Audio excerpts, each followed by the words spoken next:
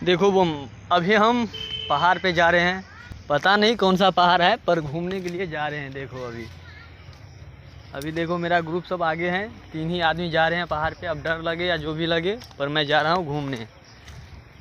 आगे ऊपर जा कर के हम आप लोग को दृश्य दिखाएंगे वहाँ का क्या सब है नहीं है। तो अभी चढ़ रहा हूँ ऊपर में, वहाँ पर तक चढ़ना है। देखो वहाँ से बच्चे लोग हैं, पहाड़ पे हूँ। यहाँ से पूरा सीन देख लो। अंधेरा हो चुका है और हम अंधेरा में आए हुए हैं घूमने के लिए। फिर अभी जा रहा हूँ उस पहाड़ पे। देख लो यहाँ का नज़ारा कैसा है। पूरा पहाड़ ही पहाड़ नज़र आ रहा है। देख रहे हो।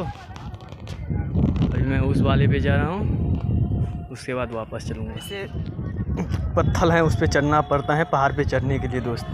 पूरा पत्थर हैं और देखो पाँव एक भी गिरेगा तो पाँव पूरा घायल हो जाएगा। उससे मैं अभी चल रहा हूँ। इतना ऊपर में हूँ अभी मैं। सब झुग्गी झोपड़ी दिख रहा है। देख रहे हो दोस्त।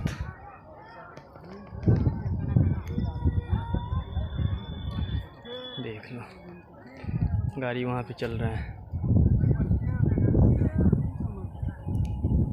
पूरा पहाड़ ही पहाड़ नज़र आ रहे हैं। देख लो दोस्त।